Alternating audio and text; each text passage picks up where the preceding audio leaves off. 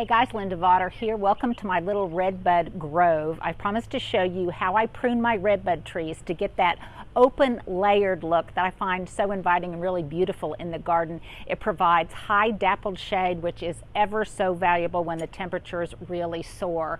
So this is very much going to be kind of behind the scenes pruning. Nothing fancy here, nothing professional. It might sometimes get ugly. You might see my rear end, but basically this is how I do it.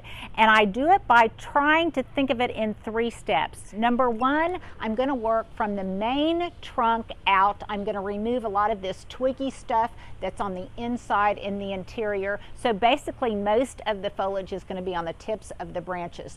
That will expose the architecture, the beautiful lines of the different branches, and it will allow a lot of light to get through. The other thing that basically I'm going to do, because I want the canopy to be elevated and higher, again to achieve high dappled shade, is I'm going to remove branches that are basically pointing and growing down. That will elevate the canopy, and it will also instantly make the tree look even more mature and stately than it already is. And then thirdly, any kind of cross branches in here that I want to take out that will help reduce the density, where I think it might look a little bit too thick, too dense, then I will take some of those branches off. I'm going to do most of this myself, what I can achieve now, and then I'll have someone who has some larger tools, a little bit taller, a taller ladder, and they can come back and kind of finish it out.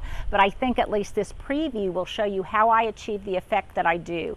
This works on small trees. It's the same thing I do with large trees to a certain extent, and also it's great on pruning any small or any large shrubs that you would like to achieve kind of a small tree form. The same principles. Remove the twigginess starting at the trunk inside out, removing any branches that grow low and any that are crossing. And so basically, let me get started. You know, it's the low-hanging fruit first. So basically, I'm just going to reach up here and start removing some of this twigginess. And you can see already how it begins to expose that branch. I'm going to need my stepladder here. And I can't tell you how important it is to always make sure that you have somebody with you when you're doing any kind of ladder work, even if it's stepladder work, because it's just a really important safety measure. I've known people, one of my neighbors, when he was pruning a tree, fell off the ladder and got a triple compound fracture, so that's really important. While I'm here, I'm going to take off any seed heads, because I really want it to have very clean lines. Sometimes I'll also remove some of the branches. And this is a small tree, so I'm not too concerned that it's kind of a windy day. Normally, of course, you wouldn't want to do that on a windy day. Okay, I can pull it down. It really helps if you are able to pull it down. At certain junctures, you're going to make some decisions on what you want to keep and what you don't want to keep. I think I'm going to remove this one because it's kind of growing down. See how when I release it, how it immediately elevates the canopy.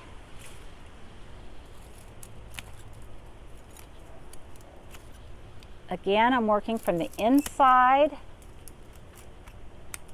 out.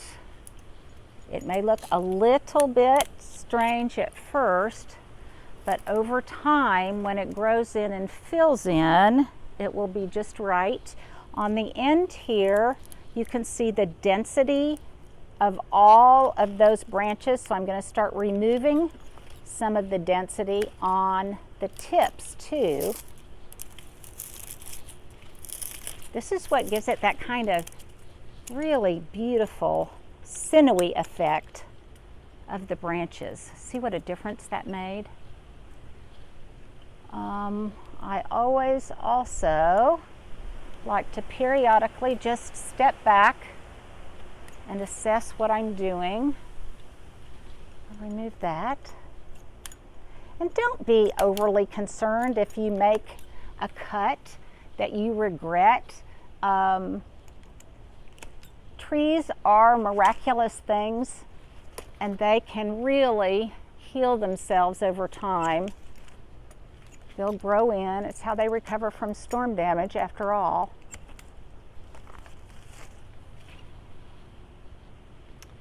Okay, right here, and you can bend it to a certain extent. Now let me show you right here. See how the very tip of this branch kind of is growing down? Well, I'm going to remove that one.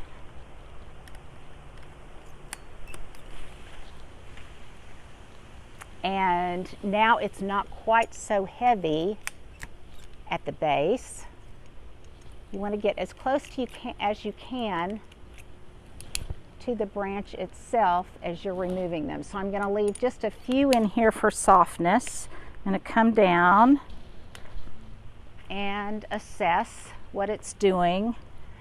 That line is really starting to look beautiful, I think. And you'll be able to see what's beyond. So it will arch over, kind of frame the view of what lies beyond. And I'm going to get a lot more sun down in here, which was starting to get a little bit too shady. Now I'm going to move over here to this one. It might look a little bald at first, but over time the effect will just really be gorgeous. Something else to take into consideration, I don't have any power lines here, any cable lines, anything that I need to be concerned about, but boy, you want to make sure that you are very aware of where all of your power lines are, your utility lines. Paige, if you can come over here and kind of shoot up, you'll see what I'm working with from my own angle. And you'll see some of the ones I'm starting to remove. I'm going to remove this one and that one. Hopefully I didn't just hit Paige in the head.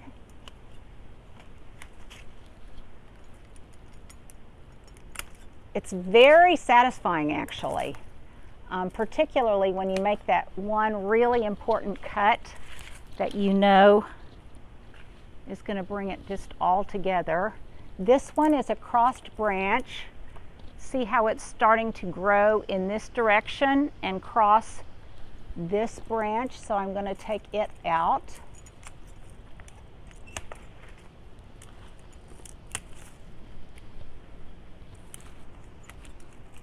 This tree is young enough so that the branches are very pliable. They're easy to bend, which makes my job so much easier. I don't have to have a ladder that's nearly so high.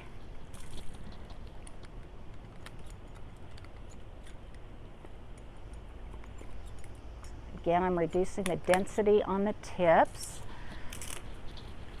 And I think I'm going to leave it there and step back and do an assessment. It's really starting to get the look that I want. Over time, I'll probably lose that branch right there as these thicken up and get a little bit more mature, but I think right now I'm going to leave it. I see one branch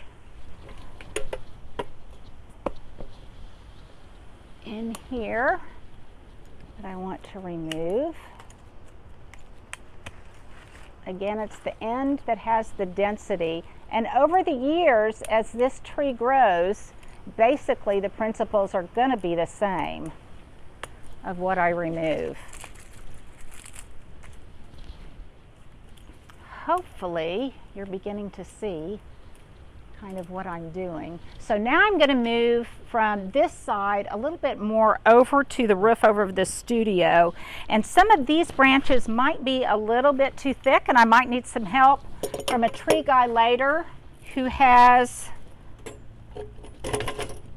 more powerful equipment than I, but I think I can get some of these with some really powerful loppers.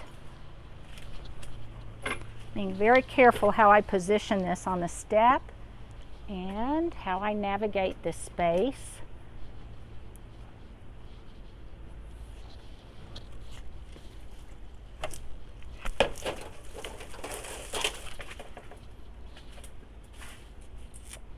I think I can get some of these easier ones, but I may not quite have the height to get some of these way at the top. Here is a large one I'm going to go after.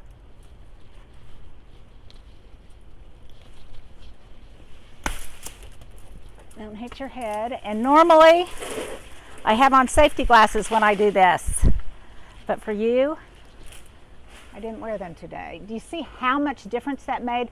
It also took it off of the roof line, which is a good thing. This is a branch that hangs low, and I want to remove it. Working inside out. I think I'm even going to take this one off if my pruners and myself are strong enough. That made a huge difference.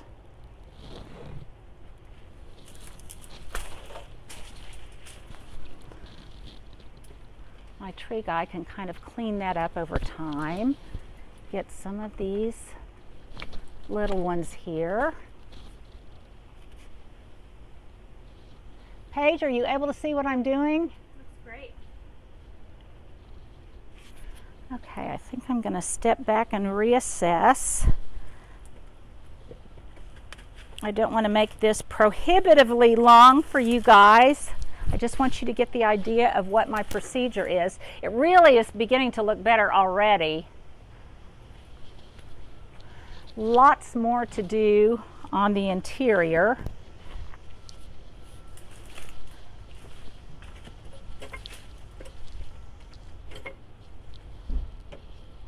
I'm going to need a taller ladder, but I think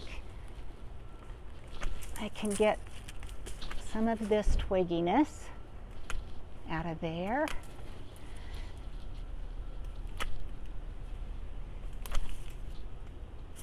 See how I just love the way it beautifully exposes the limbs.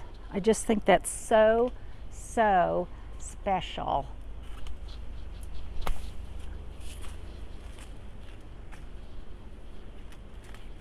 And you'll find that the way the light changes and the shadows really become spectacular. I think I'm going to remove this one because that canopy is really dense. And that may be about as much as I can do myself without a taller ladder and without some help. But basically, I think you can kind of see what the procedure is. I'm just working from the inside out, removing the interior branches, allowing lots of light to come through, exposing the architecture of the trunks themselves. And over time, you'll just have these really, really beautiful, sinewy branches that will create a kind of an overhang and can give you an allay effect as you walk through the garden. So basically that's how I do it. These are just plain Eastern redbuds, but boy, you can create an absolutely beautiful tree with a beautiful effect just by doing some judicious pruning. So I hope that helps.